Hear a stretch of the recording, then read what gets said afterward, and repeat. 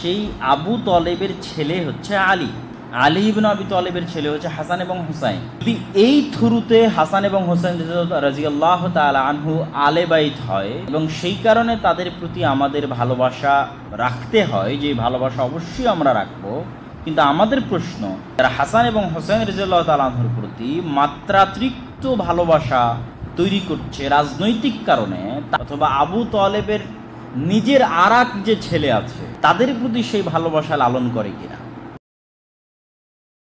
আমাদের আহলে সুন্নাতের হুজুর প্রশ্ন করছেন শিয়াদেরকে, তো প্রশ্ন শিয়াদেরকে করছেন আর এর উত্তর দিচ্ছেন আল্লাহ রাব্বুল আলামিন আর তার রসুল। কুরআনে কারিমে একটি সূরা আয়াত নম্বর 23, আল্লাহ রাব্বুল আলামিন বলছেন, কুল্লা আসআলুকুম আলাই আজরান ইল্লাল মাওয়াদ্দাতা ফি কুরবা। বলছেন, হে আমার হাবিব, আপনি বলুন যে আমি আমার রিসালাতের পারিশ্রমিক তোমাদের কাছ থেকে কিছুই চাই না, শুধু আমার কুরবা মুআদ্দাত অনুগতপূর্ণ ভালোবাসা ব্যতীত। আর এই কুরবা শব্দের অর্থ হচ্ছে একদম কাছের আত্মীয়। তো এই আয়াতটা নাজিল হওয়ার পর হযরত আব্দুল্লাহ ইবনে আব্বাস রাদিয়াল্লাহু আনহুম উনি বর্ণনা করেছেন।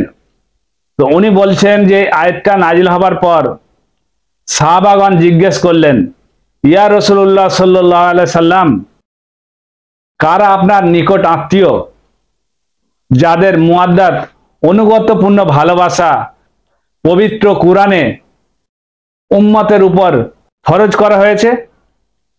উত্তরে নবী করিম সাল্লাল্লাহু আলাইহি সাল্লাম বলেন, আলী, ফাতেমা, হাসান ও হোসেন মুআদ্দাত অনুগতপূর্ণ। আর এই দলিল হচ্ছে কুরআন শরীফে আশরাফ আলী থানভী সাহেবের পৃষ্ঠা নম্বর 692 আর তাফসিরে আবু দাউদ খণ্ড 1 পৃষ্ঠা 665। তো কুরআনে কারিমে আরেকটি আয়াতে আল্লাহ পাক বলছেন, কুল মা সাআলতুকুম মিন আজরিন ফাহুয়া লাকুম। আল্লাহ রাব্বুল আলামিন বলছেন, বলুন আমার হাবিব, যে পারিশ্রমিক আমি তোমাদের কাছ থেকে চেয়ে থাকি না তা তোমাদেরই জন্য। তো হযরত আবু বকর রাদিয়াল্লাহু আনহু উনি বর্ণনা করেছেন, হযরত আবু বকর রাদিয়াল্লাহু আনহু বলছেন, মহানবী সাল্লাল্লাহু আলাইহি সাল্লামের সন্তুষ্টির তার আহলে বাইতের ভালোবাসার মধ্যে নিহিত। উনি বলছেন, রাসূলুল্লাহর ভালোবাসা পেতে হলে আমাদেরকে আহলে বাইতকে ভালোবাসতে হবে। আর এই কিতাব হচ্ছে সহিহ বুখারী, হাদিস নম্বর 3437, 3479। আমাদের আহলে সুন্নাত জামাতের দুটি প্রখ্যাত বিজ্ঞ আলেম আল্লামা জাকামশারি ও ফখরুদ্দিন রাজি, তো ওনাদের সুবিখ্যাত গ্রন্থ আল কাসাফ ও আল কবির, তো ওই কিতাবে লিখেছেন এই আয়াত নাজিল হওয়ার পর যে ব্যক্তি আলে মুহাম্মদের ভালোবাসায় ইহজগৎ ত্যাগ করে সে শহীদের মর্যাদা পায়। যে ব্যক্তি আলে মুহাম্মদের ভালোবাসায় ইহজগৎ ত্যাগ করে সে নাজাত প্রাপ্ত হয়, মানে মুক্তি পায়।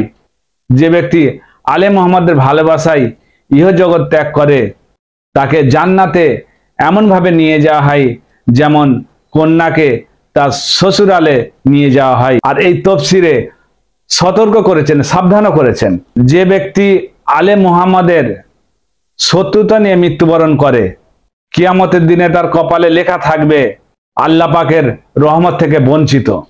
যে ব্যক্তি আলে মুহাম্মদের শত্রুতা নিয়ে মৃত্যুবরণ করে সে কাফের হয়ে মারা যায়। যে ব্যক্তি আলে মুহাম্মদের শত্রুতাতে মারা যায় সে বেহেশতের সুগন্ধও পাবে না। তো সাহাবাগণ জিজ্ঞেস করলেন, ইয়া রাসূলুল্লাহ সাল্লাল্লাহু আলাইহি সাল্লাম, আপনার আলে বাইত কারা? তো রাসূলুল্লাহ সাল্লাল্লাহু আলাইহি সাল্লাম বললেন, আলী, ফাতেমা, হাসান ও হোসেন। তো তিনি আরো বললেন, আল্লাহর কসম, যার হাতে আমার জীবন, যে আমার আহলে বাইতের উপরে শত্রুতা নিয়ে মৃত্যুবরণ করে, সে জাহান্নামী। রাসূলুল্লাহ সাল্লাল্লাহু আলাইহি ওয়াসাল্লাম বলছেন, যে আমার আহলে বাইতের সঙ্গে দুশমনী রেখে মারা যায়, সে জাহান্নামী। তো আমাদের এই আহলে সুন্নাতের উলেমাকে উনি যে প্রশ্ন করেছেন, প্রশ্ন শিয়াদেরকে কেন করছেন? আল্লাহ রসুলকে প্রশ্ন করুন আর আপনার ইমানকে বরবাদ করে নিন। আর আল্লাহর হুকুম, আহলে বাইতকে ভালোবাসতে হবে। আহলে বাইতকে না যদি ভালোবাসো, না তোমার নামাজ কাজে আসবে, না তোমার রোজা কাজে আসবে, না তোমার হজ কাজে আসবে, কোনো ইবাদতি কাজে আসবে।